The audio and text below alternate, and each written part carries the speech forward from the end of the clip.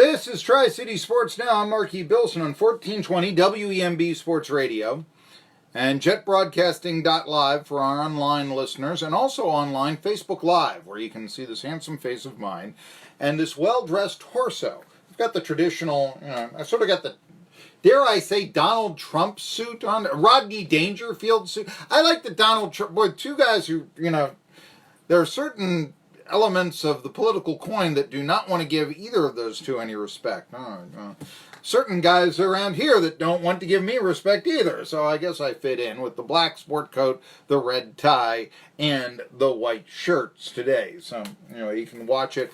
Most followed and most liked sports radio Facebook page in the market, 1420 WEMB Sports Radio.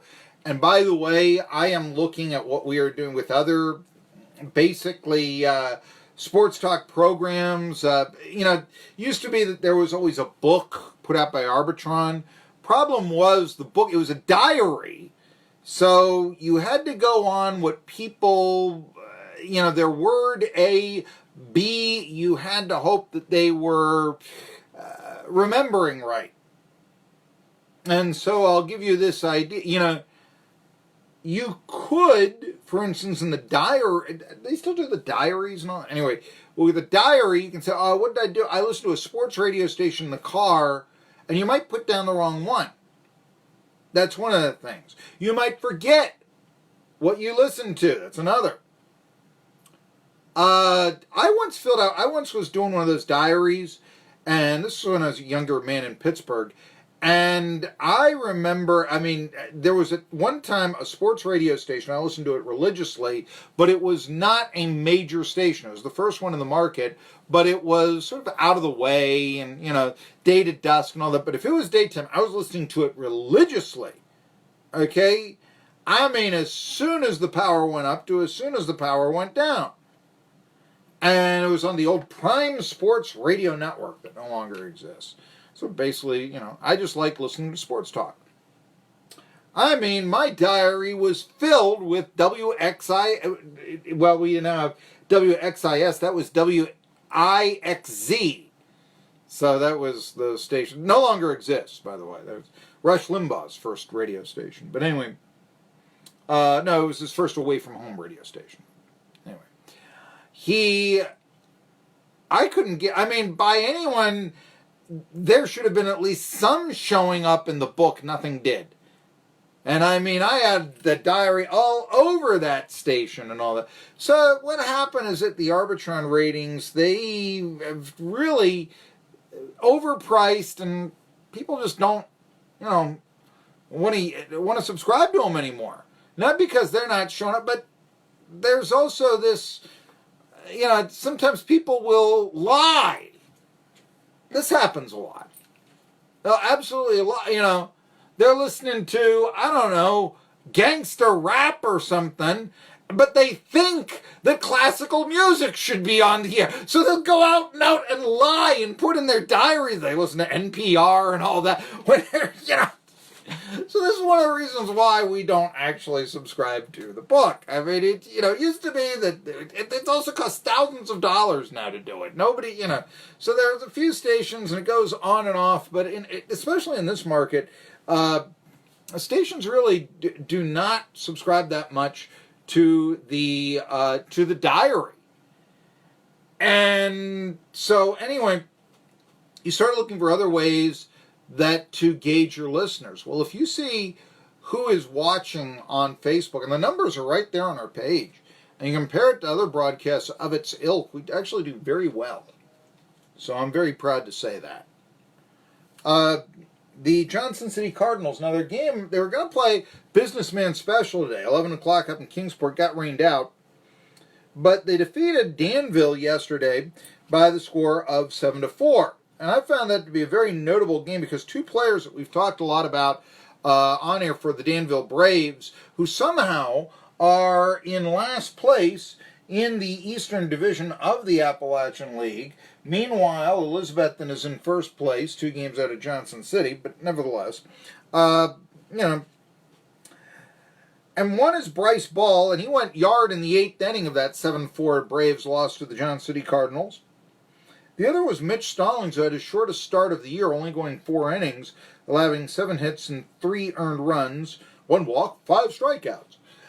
So he struck out more batters than he faced. Left-handed starter from Atlanta that we've talked a lot about, and is really one of the more intriguing players in the Appalachian League this year for the Danville Braves. And I know there are a lot of Braves fans out there, and I know that a lot of Danville, that would be someone that would attract interest.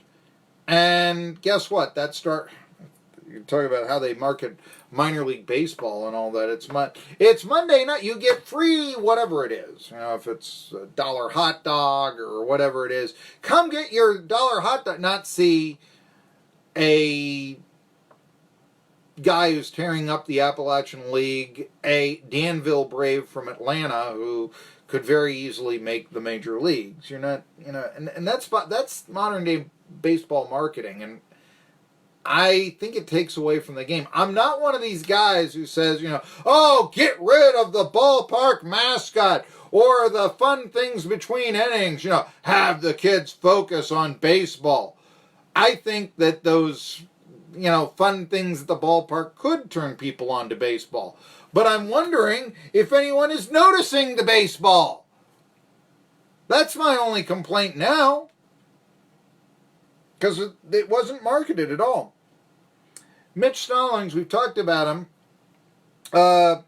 His overall number is still pretty good with a 2.23 ERA, 39-9 strikeouts to walk ratio, and he's thrown 36 1/3 innings this year.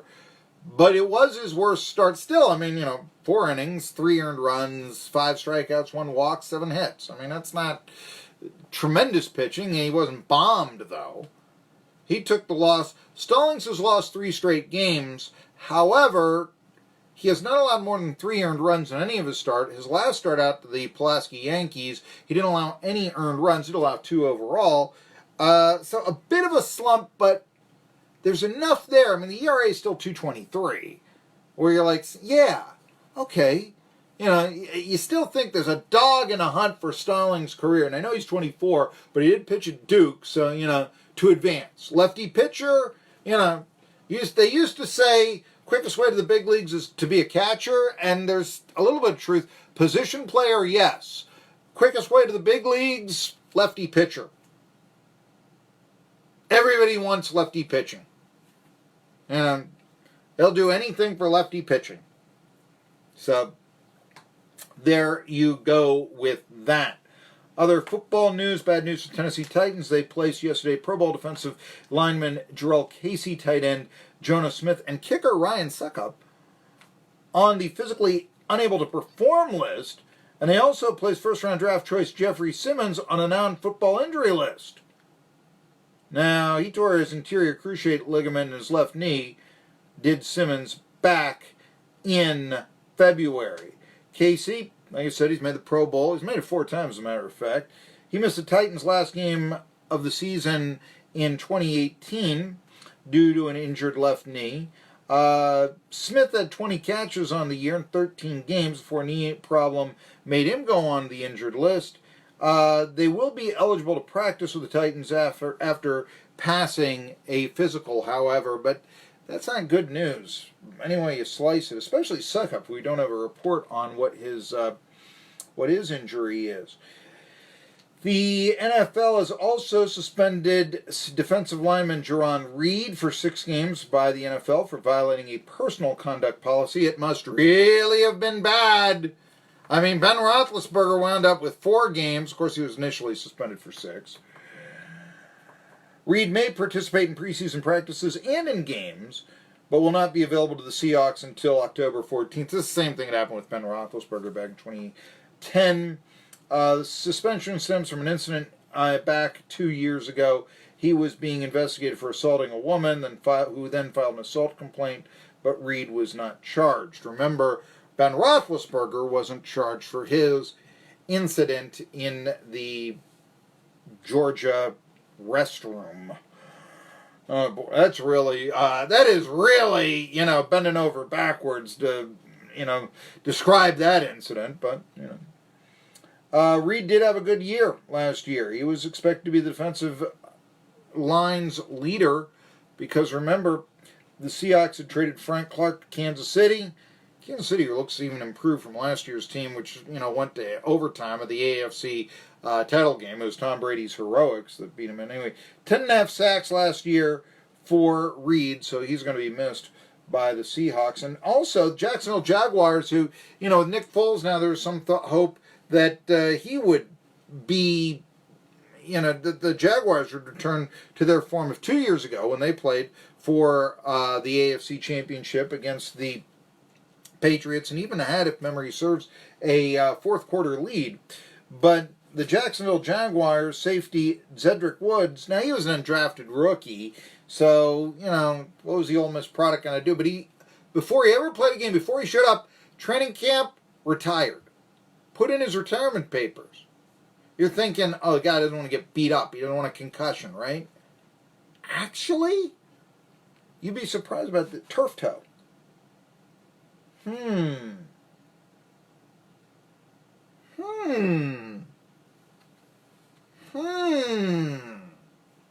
By the way, this came out during yesterday's show, and I, like an idiot, did not report it because I just, we were talking so much about NASCAR and so many other things, didn't have really the chance. They gave the preseason, I wanted to give the Southern Conference poll, but the ACC poll came out, preseason poll, and Clemson is picked to win their fifth straight ACC title. The Tigers earned 170 of 173 votes from media members in last week's preseason media days. Syracuse is second. Virginia also got a first place vote. They let's see here in the Atlantic, Florida State is picked third, behind NC State, Boston College, Wake Forest, and Louisville. That Virginia would be then number 2. In the Coastal, it is Miami picked second, behind Syracuse, followed by Virginia Tech Pitt, which won it last year, Duke, North Carolina, and Georgia Tech changing their offense, no longer the wishbone, but Todd Stansberry's Yellow Jackets, remember the former ETSU AD is now down there in Atlanta, and the Yellow Jackets picked 7th place. Yellow Jackets won the national title in 90. Vols did in 98. Keep telling you, by now, what's the difference? You got to start thinking ahead. And I'm not saying that I'm totally in favor of this, but you want to make Tennessee football elite again, win those 10 games, pay the players. SoCon John Hooper is next with his report from Media Days. Donkey Princess